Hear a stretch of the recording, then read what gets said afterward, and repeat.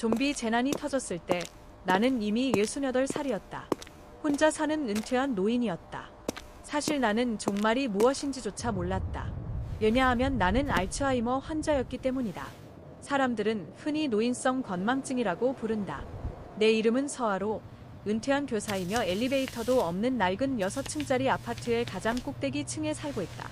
그날 아침 눈을 떴을 때 머릿속은 여전히 흐릿했다. 나는 침대 머리맡에 놓인 수첩을 집어들고 한 장 넘겨본 뒤 안도의 한숨을 내쉬었다. 그 안에는 오늘 내가 해야 할 일들이 10가지가 넘게 또렷하게 적혀 있었다. 내가 이 병에 언제 걸렸는지는 기억나지 않지만 머리가 점점 둔해지고 있다는 것만은 알고 있다.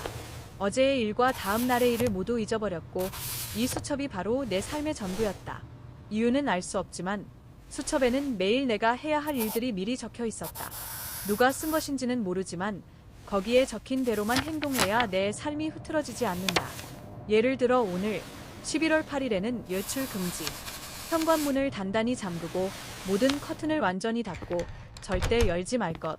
텔레비전 볼륨은 가능한 한 가장 낮게 맞출 것. 냉장고에는 음식이 있다. 점심에는 전자레인지에 데워 먹을 것. 약은 제 시간에 복용하고 약 상자에 적힌 시간과 용량을 반드시 확인할 것. 오늘 수첩이 나에게 외출을 금지하고 문을 잠그고 커튼을 칠하고 적어둔 이유는 알 수 없었지만 나는 그대로 따랐다. 그렇게 오후에 텔레비전의 지직거리는 소리를 들으며 졸고 있던 중 갑자기 동네 방송 스피커에서 처절한 비명과 함께 온갖 충돌 소리가 뒤섞여 울려 퍼지기 시작했다. 나는 두려움에 휩싸여 커튼을 살짝 열고 아래를 내려다보았다.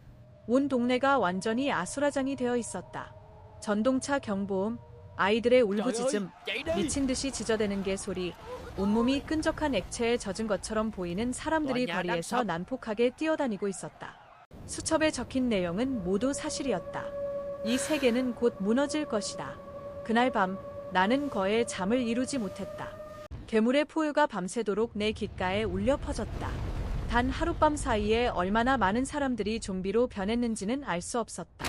자정 무렵 주거 지역 전체가 정전되었다. 나는 침실 창가에 서서 서쪽을 바라보았다. 도시 전체가 어둠에 잠긴 듯했고 밤 속에서 흔들리는 자동차 불빛만이 남아있었다. 어떤 곳에서는 거대한 불길이 치솟고 있기도 했다. 그렇게 다음날 아침에 눈을 떴을 때 어제의 기억은 이미 흐릿해져 있었다. 괴물의 포효와 수박 물처럼 번져있는 흐릿한 이미지들만이 머릿속에 깊게 남아있었다. 나는 급히 11월 9일자 수첩을 펼쳤다. 여전히 익숙한 지시들이 적혀 있었다. 외출 금지, 커튼 열지 말 것, 식량 절약, 약은 제 시간에 복용할 것. 어제 남은 음식이 조금 있었다. 밥을 하려고 했지만 가스레인지가 켜지지 않는다는 걸 깨달았다. 전기도 없고 불도 없고 물도 없었다. 나는 얼마나 더 버틸 수 있을지 알 수 없었다. 어떻게 해야 하지? 오후 1시 아래층에서 폐지를 수거하던 노인이 가스통을 가져올 것이다. 가스레인지는 부엌 찬장 안에 있다. 나는 오늘의 메모에서 이 문장을 발견했다. 하지만 그 노인은 도대체 누구일까? 이 동네에 폐지를 수거하는 노인이 있기는 했던 것 같다. 하지만 그의 이름은 기억나지 않았다. 더 중요한 건 그가 나에게 가스통을 가져오는지 그리고 그 메모는 어떻게 그가 올 걸 미리 알고 있었느냐는 것이었다. 아무리 생각해도 답이 나오지 않았다. 결국 나는 더 이상 생각하지 않기로 했다. 나는 현관문 옆에 작은 의자를 끌어다 놓고 그 노인을 기다렸다. 정확히 오후 1시 아주 희미한 노크 소리가 들려왔다. 나는 문에 달린 구멍으로 살짝 들여다보았다. 복도에는 두꺼운 속옷을 입은 노인이 서 있었다. 그는 정말로 커다란 가스통 하나를 메고 있었다. 진짜 가스통이었다. 하지만 그의 외투에는 적지 않은 핏자국이 묻어 있었다. 나는 문 뒤에 숨어 숨소리조차 크게 내지 못했다. 하물며 문을 열어줄 수는 없었다. 아무런 응답이 없자 노인은 가스통을 내려놓고 계단 쪽으로 몸을 돌렸다. 그가 등을 돌리는 순간 내 심장은 목구멍 밖으로 튀어나올 것 같았다. 그의 등 뒤에는 커다란 칼 하나가 비스듬히 매여 있었기 때문이다. 칼날은 번들거리며 날이 서 있었다. 노인이 완전히 사라지고 밖이 안전하다는 것을 확인한 뒤에야 나는 급히 문을 열어 가스통을 집 안으로 끌어들였다. 머리는 예전만큼 또렷하지 않았지만 살아온 경험은 아직 남아있었다. 나는 호스를 가스통에 연결하고 밸브를 돌렸고 마침내 불이 붙었다. 음식을 다시 데워 배불리 먹은 뒤 안경을 쓰고 다시 그 수첩을 읽기 시작했다. 수첩의 모든 페이지에는 날짜가 정확히 적혀 있었고 11월 8일부터 정월 대보름까지 총 정확히 100일이었다. 수첩 안에는 빽빽한 글씨로 매일 내가 해야 할 일들이 적혀 있었고 내용은 너무 많았다. 다 읽고 나서도 나는 거에 기억하지 못했지만 핵심은 단 하나였다. 절대 밖으로 나가지 말 것, 창문과 현관문을 모두 닫아둘 것, 어떤 소리도 내지 말 것, 물과 식량을 아껴 쓸 것, 하루 분량을 정해 나눠 먹고 매일 약을 복용할 것, 100일까지 버텨보겠다고 마음먹었을 때 나를 가장 놀라게 한 것은 집안에 엄청난 양의 물자가 비축되어 있다는 사실이었다. 보조 침실 문을 열자 안에는 생수, 쌀과 밀가루 자루 몇 개, 상온 보관이 가능한 우유, 그리고 박스째 쌓인 라면이 가득했다. 기름, 소금, 간장, 식초, 요리용 슬, 굴소스까지 없는 게 없었다. 냉장고 안에는 냉동식품이 가득 들어 있었다. 만두, 완탕, 팬에 굽는 냉동 음식들, 계란과 소시지, 각종 통조림까지 있었다. 그뿐만 아니라 자잘한 물건들도 넘쳐났다. 허거 양념, 감기약, 반창고, 개인 위생용품, 비타민과 칼슘 정제까지. 집안의 모든 물자를 확인하고 나서 나는 그대로 굳어버렸다. 이렇게 많은 물건이라니 예전에 우리 집이 잡화점을 했던 걸까? 하지만 이 정도면 최소한 석 달은 버틸 수 있을 것 같았다. 좀비 사태가 낮에 폭발했기 때문에 내 마음도 마침내 조금은 가라앉았다. 내가 사는 곳에는 직장인 세입자가 많아 대부분 집에 돌아오지 못했다. 어떤 순간에는 2층에 나 혼자만 남은 것 같다는 생각이 들기도 했다. 사흘째 아침, 문에 달린 구멍으로 보니 맞은편 집의 문이 열렸고 머리부터 발끝까지 꽁꽁 싸맨 2명의 젊은이가 배낭을 메고 집 밖으로 나왔다. 모습으로 보아 연인인 것 같았지만 나는 그들이 누구인지 전혀 기억하지 못했다. 남자는 식칼을 들고 앞장서 있었고 여자는 과일칼을 쥔 채 조심스럽게 문을 닫았다. 나는 그들이 바로 아래층으로 내려갈 줄 알았다. 하지만 여자는 남자의 등을 살짝 두드리며 무언가 신호를 보내더니 내 집 쪽을 가리키며 작은 목소리로 몇 마디를 했다. 나는 그들에게 밖으로 나가지 말라고 말하고 싶었지만 그 순간에는 몸을 조금도 움직일 수 없었다. 남자는 얼굴을 찌푸리며 분명히 불만스러운 표정을 지었고 어서 가자는 손짓을 했다. 하지만 여자는 잠시 망설이다가 배낭에서 무언가를 꺼내 내 집 문 앞에 내려놓았다. 그들이 아래층으로 내려간 뒤 나는 급히 부엌 창문으로 달려가 아래를 내려다보았다. 두 사람은 반쯤 웅크린 자세로 천천히 주차장 쪽으로 이동하고 있었다. 그 순간 화단 옆 풀숲에서 좀비 한 마리가 갑자기 튀어나왔다. 나는 두 젊은이가 끝장났다고 생각했다. 바로 그때 칼날의 섬광이 번뜩였고 속옷을 입은 한 사람이 나타났다. 좀비는 즉시 목이 잘려 쓰러졌다. 그제야 나는 그가 바로 나에게 가스통을 가져다 주었던 노인이라는 것을 떠올렸다. 그 연인은 그 광경에 완전히 얼어붙었다. 노인의 재촉하는 손짓 아래에서야 정신을 차리고 급히 차에 올라타 도망쳤다.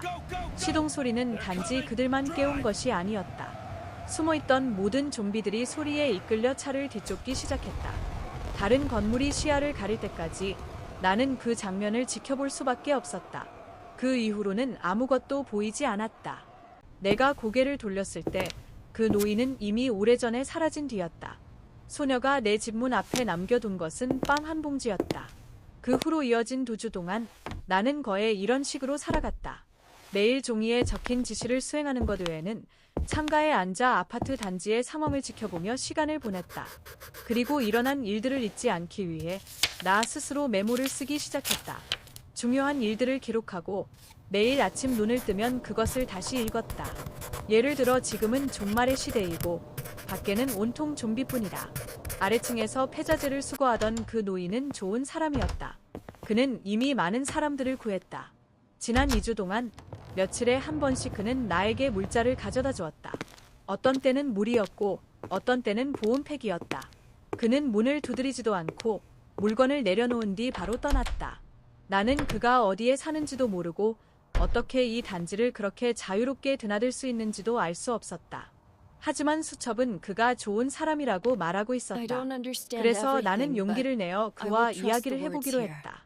그의 보살핌에 감사하기 위해 나는 문 앞에 쪽지를 붙여두었다. 사흘 후 정오 무렵 서둘러 가지 말고 잠시 기다려 달라며 차 한 잔을 대접하고 싶다고 적었다. 마침내 나는 그 신비로운 노인을 만날 수 있었다. 11월 27일, 종말이 시작된 지 20일째 되는 날이었다. 나는 부엌으로 가서 보온병을 가져왔다. 아침에 미리 반 병에 뜨거운 물을 끓여 두었었다. 다시 돌아왔을 때 그는 이미 컵 2개를 꺼내 놓고 있었다. 안에는 차가 담겨 있었다. 아마도 나를 불안하게 만들까 봐 칼을 가져오지 않은 것 같았다. 사실 나는 전혀 두렵지 않았다. 오늘 나는 다시 한번 메모를 확인했기 때문이다. 나는 그의 이름이 이씨 어르신이라는 것, 이 단지에서 폐자재를 수거하던 사람이라는 것을 알게 되었다. 그는 큰 칼로 수많은 좀비를 베어 넘겼고 나에게도 많은 물자를 가져다 주었다. 이씨 어르신, 정말 감사합니다. 이씨 어르신은 한숨을 내쉬었다. 당신도 보셨잖아요. 밖에는 온통 그런 것들 뿐이에요. 몰리기만 해도 괴물이 됩니다. 집 안에 잘 계셔야 합니다. 이씨 어르신, 그런데 얘 저에게 가스통을 가져다 주신 거예요. 당신이 직접 가져다 달라고 하지 않았습니까? 아, 그런가요? 하지만 저는 아무것도 기억나지 않아요. 수첩에 적힌 임무들처럼 누가 그것들을 써 놓았는지도 기억나지 않아요. 그리고 이런 쪽지들에 의존해서 살아가야 할 만큼 제가 혼란스러워졌다는 걸 다른 사람에게는 알리고 싶지 않아요. 종말의 시대가 되었으니 이제는 남들의 말 따위 신경 쓸 필요도 없었다. 이씨 어르신은 입꼬리를 올리며 웃었다. 괜찮아요. 저는 주차장 생활이 익숙해서 위아래로 오르내리는 건 별로 좋아하지 않아요. 우리는 차를 마시며 이런저런 이야기를 나누었고 오래전부터 알고 지낸 사람들처럼 많은 이야기를 했다. 하지만 대부분은 그가 말했고 나는 예전 일을 거의 기억하지 못해 무슨 말을 해야 할지 알 수 없었다. 알고 보니 이씨 어르신은 제대 군인이었다. 그의 손에 들린 큰 칼은 휘두를 때마다 위력이 대단했다. 군을 떠난 뒤에는 한동안 택시를 몰았고 이후 이 동네로 와서 폐자재를 수거하게 되었다고 했다. 사실 그는 돈이 부족한 것도 아니었고 폐자재 수거는 그저 심심풀이에 가까웠다. 오래된 삼륜차가 아파트 단지 한쪽에 세워져 있었고 지나가는 사람들, 특히 젊은이들이 자잘한 물건들을 종종 사갔다. 사람들도 익숙해져서 지나가며 종이 상자를 이 노인의 차에 아무렇게나 던져 놓곤 했고 그는 나무 아래에 앉아 다른 사람들과 장기를 두곤 했다. 이 노인이 떠난 뒤 그가 해준 이야기들은 모두 수첩에 적어두었다. 며칠만 지나도 잊어버려서 나중에 그에게 웃음거리가 될까 봐서였다. 그렇게 또 열흘이 훌쩍 지나갔다. 그동안 아파트 단지에서는 집에 있던 물자가 바닥나 어쩔 수 없이 밖으로 나간 사람들이 하나둘 생겨났지만 대부분은 좀비 떼에서 벗어나지 못했다. 목숨을 걸고 밖으로 뛰쳐나간 사람은 극소수뿐이었고 그들의 생사는 알 수 없었다. 북쪽의 날씨는 점점 더 추워졌다. 지난달만 해도 낮 기온이 10도는 넘었는데 지금은 3도도 되지 않았다. 난방 시스템은 2, 3일 버티다가 완전히 멈췄다. 치사용 가스를 아끼기 위해 나는 물을 끓여 온수팩을 만들지도 못했고 집 안에 있던 낡은 소미불을 모두 꺼내 여러 겹으로 깔아 놓았다. 그래야 밤에 조금이라도 덜 추웠다. 나는 이씨 어르신이 어떻게 지내고 있는지 알 수 없었다. 이렇게 추운 날씨에 바람이 숭숭 들고 비까지 새는 주차장에서 그는 어떻게 버티고 있을까? 게다가 좀비 사태 이전에 나는 베란다에 쪽파와 청경채 그리고 약간의 고수를 심어두었고 한때는 푸르게 잘 자라고 있었다.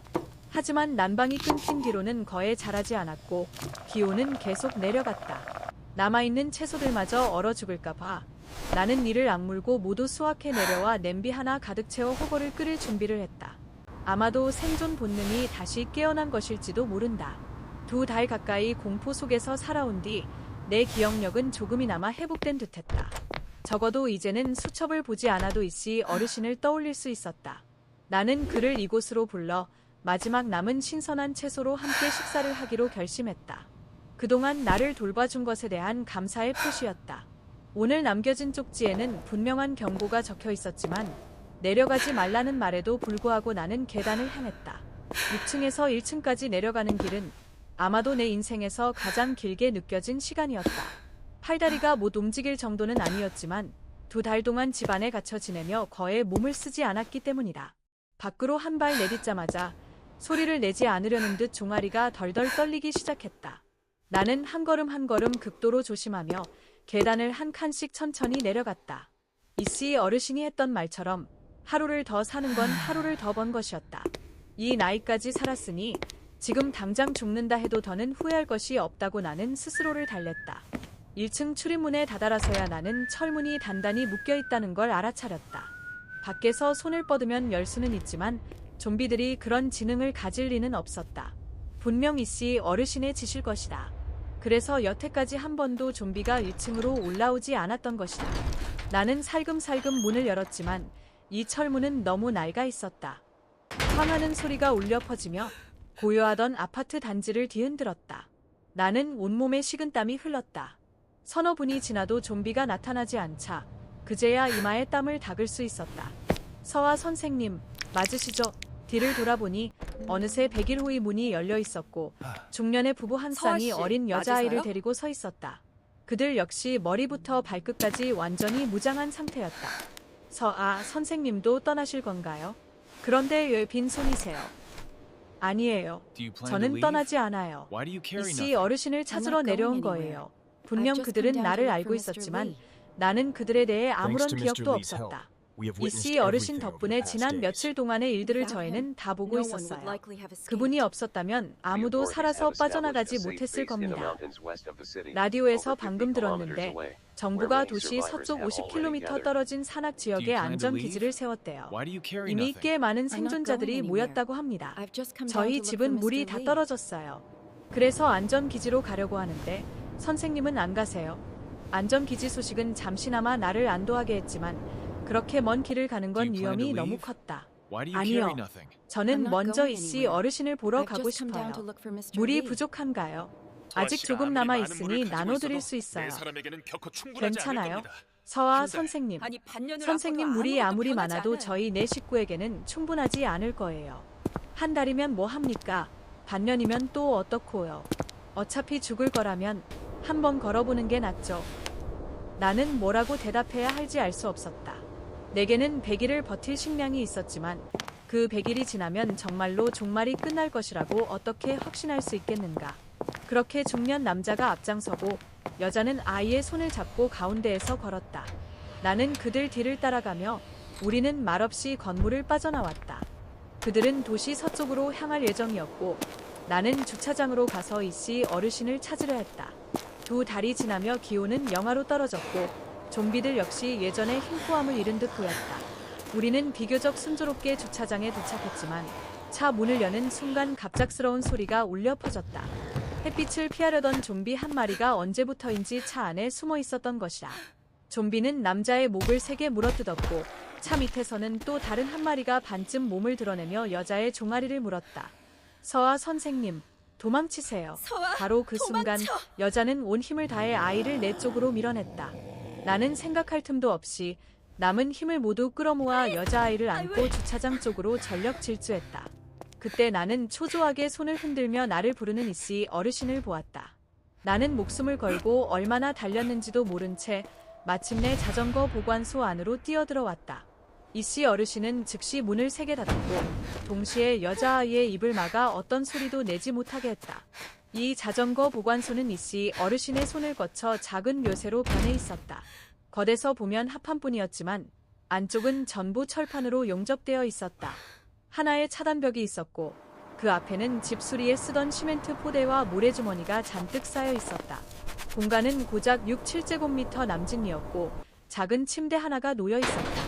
벽에는 큰 카류에도 망치, 몽키 스패너 같은 각종 도구들이 걸려 있었다. 여자아이는 얼굴이 눈물로 범벅이 된 채 침대 가장자리에 앉아 소리 없는 울음을 터뜨리고 있었다. 내가 아무리 위로해도 아이는 부모가 좀비가 되었다는 사실을 받아들일 수 없었다. 이씨 어르신은 나에게 아이의 이름이 지민이며 올해 겨우 6살이라고 말했다. 아이의 부모는 모두 과거에 내가 가르쳤던 제자들이었다. 그 말을 듣는 순간 거대한 비통함이 나를 덮쳐왔다. 하지만 나를 더욱 괴롭힌 것은 그 시절 제자들 중 누구의 이름도 누구의 얼굴도 더 이상 떠올릴 수 없다는 사실이었다. 대체 왜 온 서아 거야? 선생님, 여기까지 목숨까지 내려오신 걸면서. 거예요. 베란다에 있던 채소를 다 따서 같이 밥 먹자고 부르러 왔어요. 그걸 위해 목숨을 걸고 내려오신 겁니까? 이씨 어르신은 조금 화가 난 듯 보였다. 나는 머쓱하게 고개를 끄덕였고 다시 지민을 바라보았다. 만약 오늘 내가 겁을 먹고 내려오지 않았다면 지금쯤 지민도 좀비가 되어 있었을지도 모른다. 이씨 어르신은 한숨을 내쉬었다. 이런 종말의 세상에서는 살아남는 것만으로도 이미 가장 좋은 결말이었다. 우리는 자전거 보관소 안에 숨어 밤을 지새웠다. 다음 날 아침, 햇빛이 가장 강해졌을 때 이씨 어르신이 먼저 혼자 나가 길을 살핀 뒤 큰 칼을 옮켜쥐고 우리를 안전하게 집으로 이끌었다. 기온이 낮은 덕분에 어제 딴 채소들도 아직 신선했다. 나는 통조림 몇 개를 열고 소시지를 몇 개 썰어 넣었으며 얼얼하게 매운 호고 양념을 꺼냈다. 그리고 건조 비빔밥 3개도 더했다. 이것은 좀비 사태가 터진 이후 가장 푸짐한 식사였다. 이씨 어르신은 식탁 앞에 앉아 눈을 가늘게 뜨고 분주히 움직이는 나를 바라보며 웃고 있었다. 이 많은 물자에는 별다른 관심이 없는 듯했다. 반대로 지민은 의자에 앉아 눈을 동그랗게 뜨고 바라보다가 침을 꿀꺽 삼키고 있었다. 밤새 울었던 아이는 배고픔이라는 생존 본능 때문에 잠시 슬픔을 잊은 듯했다. 종말 이전이라면 평범했을 이 식사는 지금 상황에서는 충분히 사치라고 부를 수 있었다. 우리 셋은 땀이 흠뻑 날 때까지 식사를 했다. 냄비 바닥에서 올라오는 향기가 창문과 현관을 꼭 닫은 집안 가득 퍼졌다. 지민은 다시 울기 시작했고 어제보다도 더 처절하게 울었다. 이씨 어르신은 한참 동안 아이를 달래야 했다. 그냥 여기서 계속 지내세요. 난 주차장 생활이 익숙해요. 이 노인은 성격이 몹시 고집스러웠다. 내가 아무리 설득해도 그는 해가 지기 전에는 반드시 돌아가겠다며 끝내 남지 않았다. 하지만 그는 나에게 한 가지 약속을 했다. 하루나 이틀에 한 번씩 밖이 아직 안전하기만 하다면 지민을 만나러 올라오겠다는 것이었다. 그렇게 시간은 빠르게 흘러 어느새 한 달이 지나갔다. 오늘은 재난이 시작된 지 63일째 되는 날이었다. 그날 아침 하늘에서 갑자기 헬리콥터 소리가 들려왔고 곧이어 보급품 상자들이 낙하산에 매달려 천천히 떨어져 내렸다. 우리는 기쁘면서도 불안했지만 한참을 기다려도 헬리콥터는 착륙하지 않았다. 아마 물자만 투하하고 떠난 것 같았다. 지민은 창가 선반에서 전단지 한 장을 주었다. 그 위에는 지도가 그려져 있었고 도시 서쪽의 안전기지 외에도 북쪽과 남쪽의 새로운 기지 2곳이 표시되어 있었다. 전단지에는 정부가 단계적으로 지역을 정리하고 있다는 내용이 분명히 적혀 있었다. 열곽 지역의 좀비 무리로 인해 당분간 도심 주거 지역에 대한 구조 작업은 진행할 수 없으니 주민들은 계속 버텨주길 바란다는 내용이었다.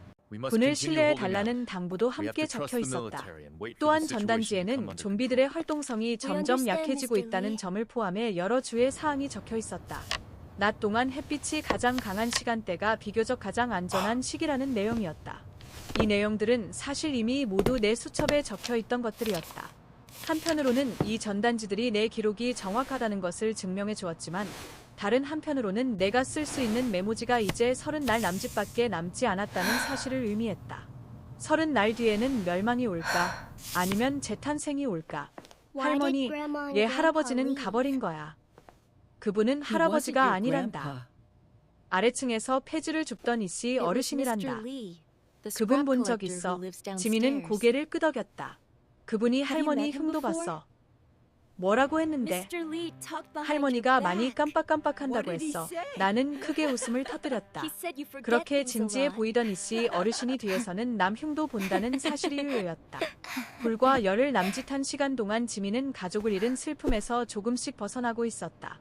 이 잔혹한 세상에서 아무것도 모르는 순진한 아이든 닭 한 마리도 제대로 잡지 못하는 노파인 나든 모두가 스스로를 구하는 법을 배워야만 했다. 좀비 사태가 발생한 지 85일째 되는 날, 음력 12월 29일의 섣달금음이었다. 우리 집 벽에는 하루에 한 장씩 뜯는 낡은 황력 달력이 걸려 있었다. 이것이 있어서 다행이었다. 그렇지 않았다면 설날이 온 줄도 몰랐을 것이다. 잠시 상의한 끝에 우리는 직접 설날 음식을 준비하기로 했다. 집에 있던 생고기는 오래전에 이미 다 먹어 치운 상태였다. 그런데 이씨 어르신은 어디서 구했는지 소금에 절인 고기 조금을 가져왔다. 고기만 있으면 나머지는 비교적 쉽게 마련할 수 있었다. 우리는 떡국 한 냄비를 끓이고 남아있던 재료와 마른 나무를 이용해 만두도 몇 개 빚었다. 마침내 재료 준비가 끝났다. 우리는 밀가루 한 봉지를 뜯어 셋이 함께 반죽을 치대고 밀어서 만두를 빚었다.